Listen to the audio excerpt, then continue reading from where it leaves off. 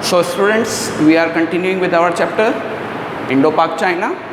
We have discussed that एक backdrop, थोड़ा सा common features देखे थे, like adoption of mixed economy.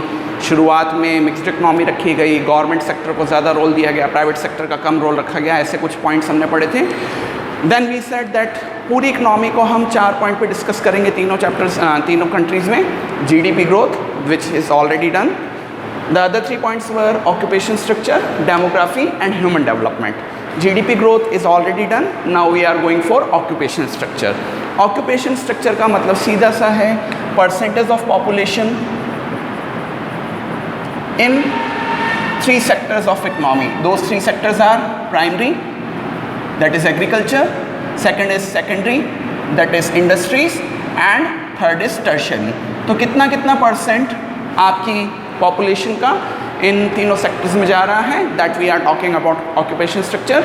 तो सबसे पहली बात, तीनों ही इकनॉमी में, ये तीनों इकनॉमी जो हम पढ़ रहे हैं इंडो पाक चाइना, तीनों में स्ट्रक्चर ट्रांसफॉर्मेशन विजिबल हो रहा है. स्ट्रक्चर ट्रांसफॉर्मेशन का सीधा सा मतलब होता है कि कंट्री की पॉपुलेशन एग्रीकल्चर की तरफ से इंडस्ट्रीज़ की तरफ शिफ्ट हो रही है. फिर से बोल देता हूँ, स्ट्रक्चर ट्रांसफॉर्मेशन हमारे सामने बार बार वर्ड यूज़ हुआ है. तो इसका मतलब होता है कि आपकी पॉपुलेशन जो है वो एग्रीकल्चर को या प्राइमरी सेक्टर को मेन इकोनॉमिक एक्टिविटी ना लेकर दूसरी एक्टिविटीज़ की तरफ शिफ्ट हो रही है, यानी इंडस्ट्रीज़ की तरफ शिफ्ट हो रही है या टर्शियरी सेक्टर की तरफ शिफ्ट हो रही है. तो तीनों ही इकोनॉमी में स्ट्रक्चरल ट्रांसफॉर्मेशन आपको विजिबल हो रहा है. चाइना में अब आज की तारीख में हम बात करें तो तीनों इकोनॉमी का अगर हम एक बार स्टेटस देखें तो चाइना में इंडस्ट्रियल सेक्टर ज़्यादा डेवलप्ड है. चाइना में इंडस्ट्रियल सेक्टर ज़्यादा डेवलप्ड है, जबकि इंडिया और पाकिस्तान में सर्विस सेक्टर ज़्यादा ग्रो कर गया है.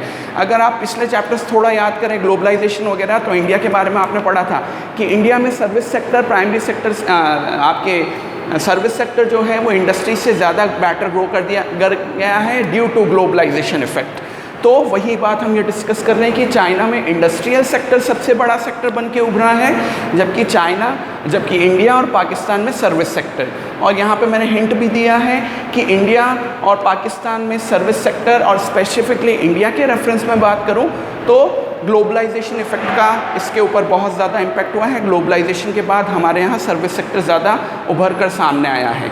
एक बात और, इंडिया में हम बात करें तो इंडिया में सर्विस सेक्टर के पीछे आने के पीछे ये ज़रूर बात और रही है कि इंडिया में एग्रीकल्चर के बाद लैक ऑफ आउटसाइड जॉब्स है. ये प्रॉब्लम भी हमने एग्रीकल्चर वाले चैप्टर में, रूरल डेवलपमेंट वाले में और अनएम्प्लॉयमेंट वाले चैप्टर में देखा था. तो लैक ऑफ आउटसाइड जॉब्स होने की वजह से और लैक ऑफ कैपिटल होने की वजह से लोग बिजनेस या इंडस्ट्रीज़ की तरफ ज़्यादा नहीं जा पाते हैं और उन्हें एम्प्लॉयमेंट के लिए सर्विस सेक्टर या दूसरे किसी सेक्टर में मूव आउट करना पड़ता है.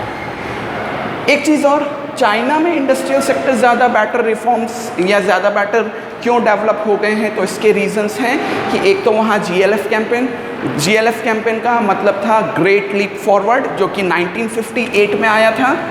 जीएलएफ कैंपेन, और जीएलएफ कैंपेन का मतलब था चाइना के हर घर में एक छोटी इंडस्ट्री होनी चाहिए. मतलब हर घर में कुछ ना कुछ ऐसा वर्क होना चाहिए जो एक उनको मनी अर्निंग का सोर्स करके दे सकता है.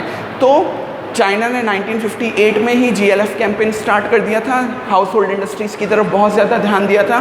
दूसरा, एक चीज़ और चाइना के फेवर में जाती है कि चाइना में रिफॉर्म्स 1978 में ही शुरू हो गए. इकोनॉमिक रिफॉर्म्स की जो सीरीज़ चाइना में शुरू हुई वो 1978, इंडिया ने 91 में अडॉप्ट किया था, पाकिस्तान 87-88 में हुआ था. तो चाइना के फेवर में ये 2 पॉइंट्स और आ रहे हैं. तो यहाँ बेटा आके आपका ऑक्यूपेशन स्ट्रक्चर भी कंप्लीट होता है. GDP growth already done, occupation structure को भी हम यहाँ पर देख चुके हैं. अब हम बात करेंगे डेमोग्राफी के ऊपर. डेमोग्राफी या डेमोग्राफिक प्रोफाइल, जैसा कि हम जानते हैं, study of population and all related factors, जिसमें आपके लाइफ एक्सपेक्टेंसी आ जाती है, लिटरेसी आ जाती है, एडल्ट लिटरेसी रेट आ जाती है, जेंडर रेशियो आ जाता है और सारे इश्यूज आ जाते हैं. तो डेमोग्राफी के ऊपर हम बात करेंगे. अब ये बात आपको शायद कॉमनली पता ही है, China number 1 in population, India number 2 in population. China और इंडिया दुनिया की 2 सबसे ज़्यादा पॉपुलस कंट्रीज़ हैं. चाइना वर्ल्ड पॉपुलेशन का 20% होल्ड करता है, इंडिया 18% होल्ड करता है. दोनों मिला के 38% ऑफ पॉपुलेशन पूरे वर्ल्ड की संभाल रहे हैं या होल्ड कर रहे हैं. एक चीज़ और, चाइना में पॉपुलेशन की ग्रोथ रेट कम है जबकि इंडिया में बहुत ज़्यादा है, और इंडिया की ग्रोथ रेट इतनी ज़्यादा सरपास हो गई है कि आने वाले टाइम में 10 से 15 साल के अंदर एस्टिमेट है कि अगर हमने अपनी पॉपुलेशन कंट्रोल नहीं की तो वर्ल्ड में पॉपुलेशन के मामले में नंबर 1 इंडिया हो जाएगा। अभी चाइना है, अभी सेकंड नंबर पे इंडिया चल रहा है। ओके, अब एक बात ध्यान रखिएगा, किसी भी कंट्री में पॉपुलेशन जितनी ज़्यादा बढ़ेगी उतना ही मेंटेनेंस इन्वेस्टमेंट बढ़ेगा। फिर से बोल देता हूँ, जितनी ज़्यादा पॉपुलेशन उतना ज़्यादा मेंटेनेंस इन्वेस्टमेंट।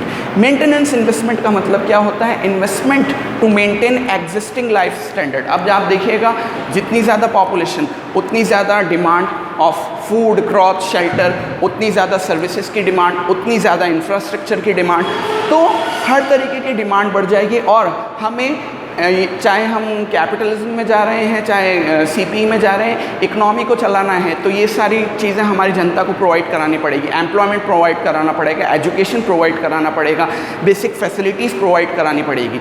तो देखिएगा, जितना ज़्यादा आपका पॉपुलेशन बढ़ेगा उतना ज़्यादा इन सारी चीज़ों पे खर्चा होगा, और जितना आपका मेंटेनेंस इन्वेस्टमेंट बढ़ रहा है उतना आपका डेवलपमेंटल इन्वेस्टमेंट घट जाएगा। डेवलपमेंटल इन्वेस्टमेंट क्या है? जो कंट्री के डेवलपमेंट के लिए, इंडस्ट्रीज़ के डेवलपमेंट के लिए यूज़ हो सकता है, वो इधर इंगेज करना पड़ेगा। एक छोटा सा एग्जांपल लेता हूँ इंडिया के रेफरेंस में।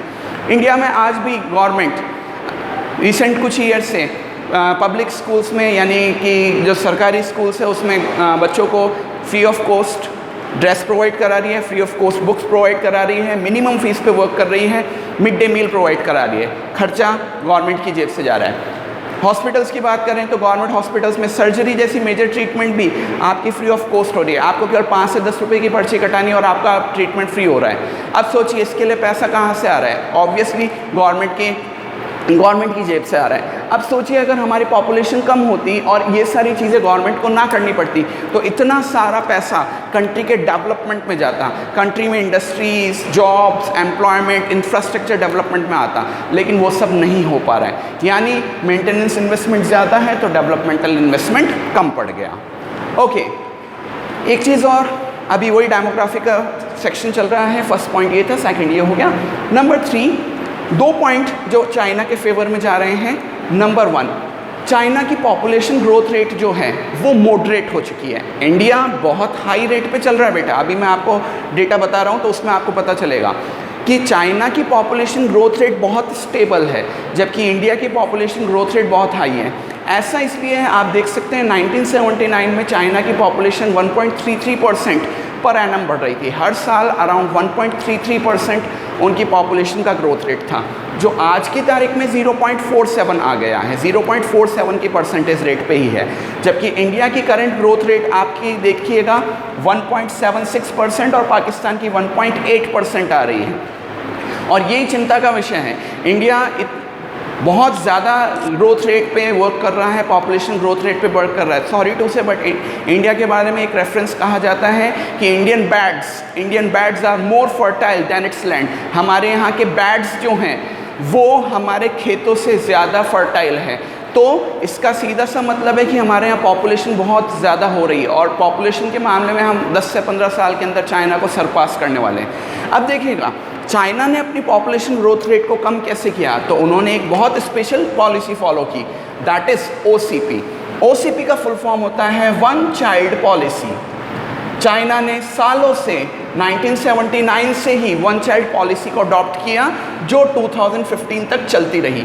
अभी चाइना ने वन चाइल्ड पॉलिसी या OCP को रिवोक कर दिया है। बाकी 1979 से 2015 तक चाइना ने OCP को प्रॉपर वे में फॉलो किया, इम्प्लीमेंट किया, और उसी की वजह से चाइना की ग्रोथ रेट स्टेबल रही। और आज की तारीख में चाइना भले ही नंबर 1 पे है, बट इंडिया के सामने पॉपुलेशन की और बड़ी समस्या आ रही है।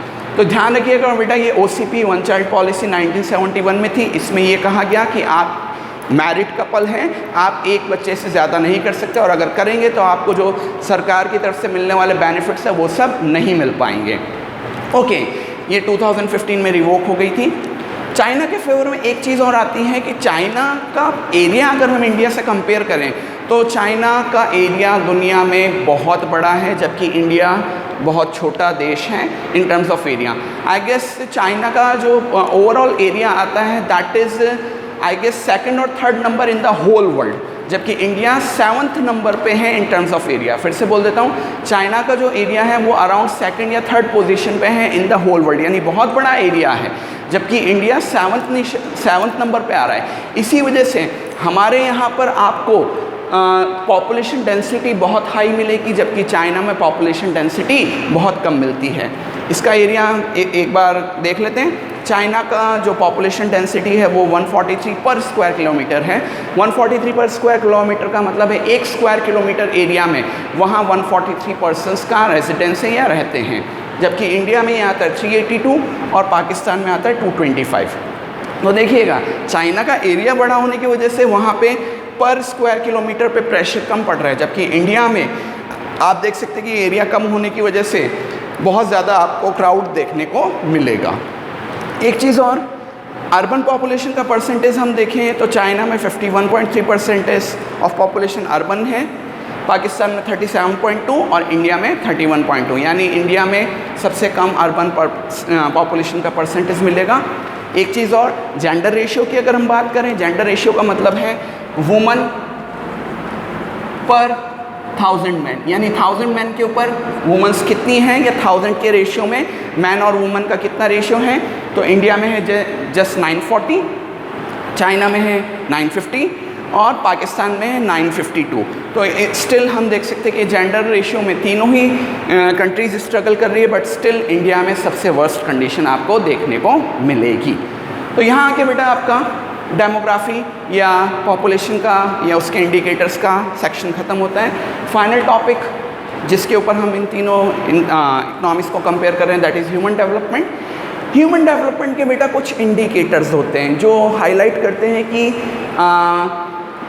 आपके पॉपुलेशन की या उनकी क्वालिटी ऑफ लाइफ कैसी है। इसमें जैसे हम बात करते हैं life expectancy, average age, adult literacy rate, आपको पता है लिटरेसी का मतलब क्या होता है, percentage of BPL population, IMR infant mortality rate, MMR maternal mortality rate, percentage of population with improved water resources, जिनके पास बेटर वाटर रिसोर्सेज हैं, साफ़ पानी है पीने के लिए और अदर वर्क्स के लिए, percentage of under nourished population, percentage of population with having improved sanitation, जिसमें हम बात करते हैं टॉयलेट्स की। इंडिया में टॉयलेट्स की एक बहुत बड़ी प्रॉब्लम है। इवन स्वच्छ भारत अभियान जैसा प्रोग्राम चल रहा है और गवर्नमेंट जगह जगह लोगों को मोटिवेट कर रही है कि भाई हम टॉयलेट्स का यूज़ करें, आपस में सैनिटेशन रखें, आसपास में सफाई रखें। तो वो इश्यूज़ हम यहाँ डिस्कस करेंगे और एक GDP पर कैपिटा इनकम। अब देखिएगा, ये जितने भी पॉइंट हमने बात किए थे इनसे मिलके एक इंडेक्स बनाया जाता है जिसको हम बोलते हैं HDI। HDI का मतलब होता है ह्यूमन डेवलपमेंट इंडेक्स। HDI का मतलब होता है बेटा ह्यूमन डेवलपमेंट इंडेक्स। और जितनी आपकी हायर HDI आती है या ह्यूमन डेवलपमेंट इंडेक्स की रेटिंग आती है, उतना बेटर आपके यहाँ पे माहौल माना जाता है रहने के हिसाब से, इंडस्ट्रीज़ के हिसाब से और ओवरऑल प्रॉस्पेरिटी के हिसाब से। ह्यूमन कैपिटल फॉर्मेशन वाला चैप्टर इसमें बहुत हेल्प कर सकता है बेटा आपकी। तो देखिएगा, चाइना की HDI रेटिंग आती है 0.759, इंडिया की है 0.640 एंड पाकिस्तान की है 0.562। आप देख सकते हैं अगेन चाइना की HDI रेटिंग तीनों कंट्रीज़ में सबसे ज़्यादा हाई आ रही है। इसके कुछ रीज़न कि चाइना का पर कैपिटा GDP जो है अदर 2 कंट्रीज़ से, इंडिया और पाकिस्तान से कहीं बेटर है। नेक्स्ट, चाइना की IMR और MMR यानी इन्फेंट मोर्टेलिटी रेट और मैटरनल मोर्टेलिटी रेट इंडिया और पाकिस्तान से कहीं ज़्यादा बेटर है।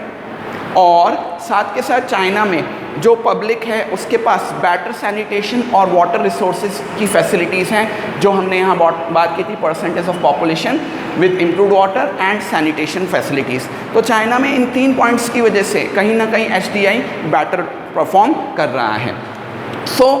यहाँ आके बेटा हमने 4 मेजर टॉपिक्स पे GDP growth, occupation structure, demography और ह्यूमन डेवलपमेंट, इसके ऊपर तीनों इकोनॉमिक्स को स्टडी कर लिया है। Now we will head for some more concepts in the same chapter.